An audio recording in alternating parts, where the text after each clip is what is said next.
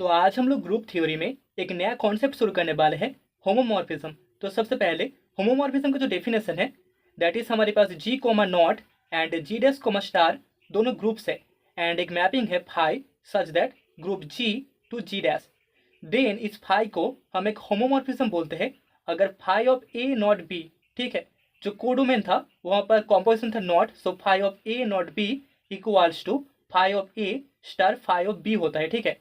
दूसरे ग्रुप में कॉम्पोजिशन था स्टार, तो यहाँ पर phi of a star phi of b for all A and B belongs in group G, ठीक है। तभी इस फाई को हम एक होमोमॉर्फिज्म बोलेंगे। तो यहाँ पर दो नोट्स है। नोट 1 में हम बोल सकते हैं अगर फाई एक इंजेक्टिव मैपिंग होता है, phi is an injective mapping, injective, then यहाँ पर इस फाई को हम बोलते हैं phi is called a monomorphism, ठीक है। फाई अगर सिर्फ और सिर्फ एक इंजेक्टिव मैपिंग होता है तो फाई को हम एक मोनोमॉर्फिज्म बोलेंगे।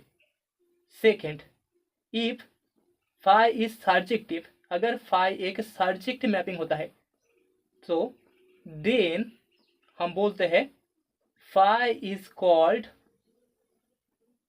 N epimorphism. फाई को हम एक एपीमॉर्फिज्म बोलते हैं, एपीमॉर्फिज्म। एंड तीसरे में अगर फाई एक बाइजेक्टिव मैपिंग होता है, फाई इज बाइजेक्टिव मतलब कि इंजेक्टिव प्लस सर्जेक्टिव होता है, देन हम फाई को एक आइसोमॉर्फिज्म बोलते हैं। Phi is called an isomorphism, isomorphism, ठीक है। अभी जो नोट 2 है that is let G comma not be a group. हमारे पास जी कोमा नॉट एक ग्रुप है। अभी अगर एक आइसोमॉर्फिज्म मैपिंग होता है मतलब कि bijective mapping, isomorphism mapping phi such that G to G, ठीक है। तो यहाँ पर इस मैपिंग में कोडोमेन भी जी है एंड डोमेन भी जी है, ठीक है। तो इसके लिए इस आइसोमॉर्फिज्म मैपिंग को हम बोलते हैं automorphism. This isomorphism mapping phi is called an automorphism, automorphism. Okay, these are the notes. तो अभी हम लोग कुछ एग्जाम्पल्स देखेंगे। तो पहला एग्जाम्पल, लेट हमारे पास दो ग्रुप्स है G comma naught and G dash comma star, ठीक है। This be two groups and हमारे पास एक मैपिंग है फाई जो कि डिफाइंड है G to G dash by phi of x equals to e G dash, ठीक है। Phi of x equals to identity element in the codomain mapping G dash comma star, ठीक है, for all x belongs in group G. So let हम लोग मान लेते हैं a and b दोनों डोमेन जी के एलिमेंट्स है, ठीक है। सो देयरफॉर बाय डेफिनेशन हमें phi of a equals to मिल जाएगा e G dash and phi of b equals to मिल जाएगा ई जी डैश, ठीक है। Now phi of a naught b, ठीक है, जो हमें मैपिंग मिलेगा phi of a naught b that is equals to e G dash होगा, दैट इज इक्वल्स टू हम लिख सकते हैं identity element e G dash star e G dash, ठीक है, that is equals to phi of a star phi of B hold कर जाएगा for all A and B belongs in group ji.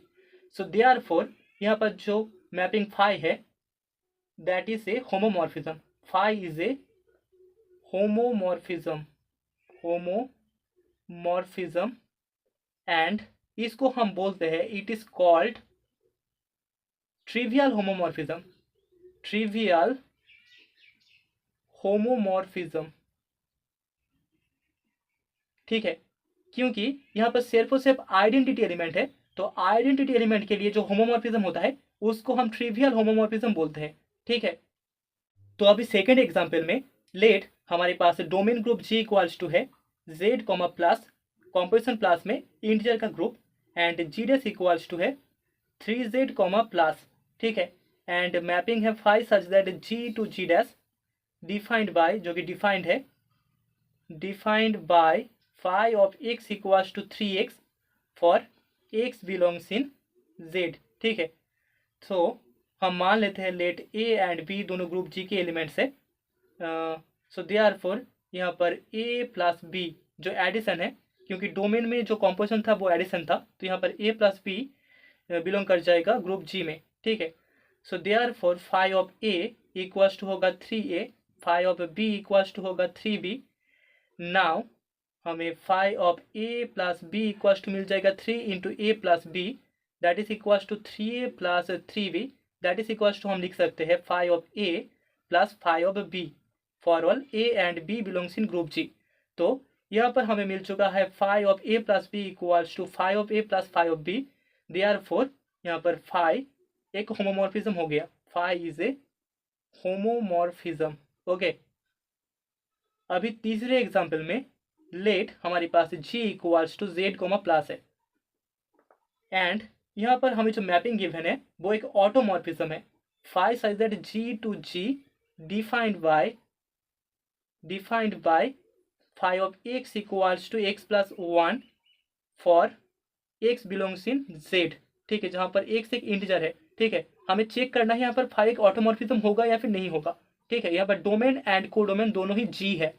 Now let अभी हम लोग मान लेते हैं a एंड b दोनों इंटीजर के एलिमेंट्स है, both belongs in z। Therefore यहाँ से हमें phi of a equals to मिल जाएगा a plus 1 and phi of b equals to मिल जाएगा b प्लस 1। सो नाउ यहाँ से हमें phi of a plus b equals to मिलेगा a प्लस b प्लस 1, जो कि नॉट इक्वल्स टू होगा phi of a plus phi of b से। ठीक है, इन दोनों का वैल्यू इक्वल नहीं होगा। ठीक है, तो phi of a plus b is not equals to phi of a plus phi of b हमें मिल रहा है for all a and b belongs in set of integer z।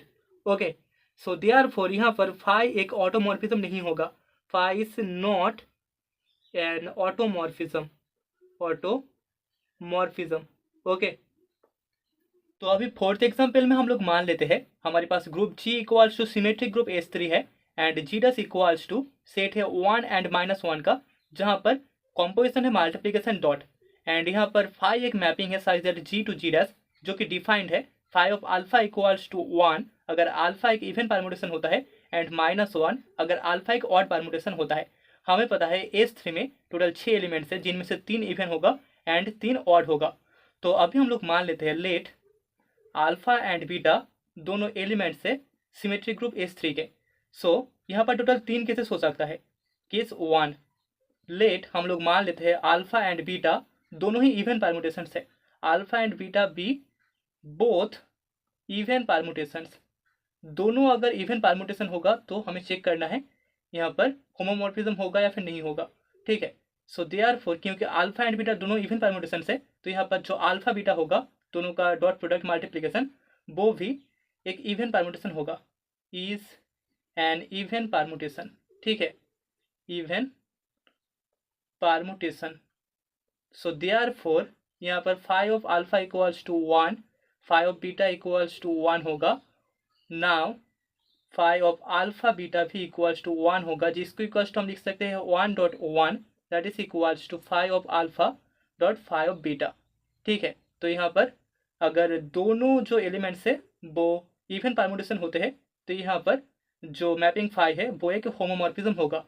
अभी केस 2 में, in case 2 let alpha and beta be both odd permutations, दोनों ही हमारे पास odd permutations है। ठीक है, ऑड परमुटेशन। तो इस केस में हम बोल सकते हैं यहाँ पर जो प्रोडक्ट अल्फा बीटा है वो भी एक ऑड परमुटेशन होगा, सॉरी वो एक इवन परमुटेशन होगा, is an even permutation. Even permutation, दो ऑड परमुटेशंस का प्रोडक्ट एक इवन परमुटेशन होता है, तो यहाँ पर अल्फा बीटा एक इवन परमुटेशन होगा। So therefore phi of alpha equals to -1 होगा and phi of beta equals to -1 होगा and phi of alpha beta जो कि इवन परमुटेशन है इक्वल्स टू हमें 1 मिलेगा, दैट इज इक्वल्स टू हम लिख सकते हैं -1 into -1 that is equals to phi of alpha into phi of beta.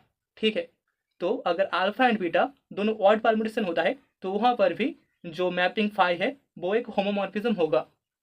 तो अभी केस 3 में लेट 1 ऑफ अल्फा और beta be even and the other be odd, तो दोनों में से एक इवन होगा, दूसरा ऑड होगा। तो इस केस में हम बोल सकते हैं विदाउट लॉस ऑफ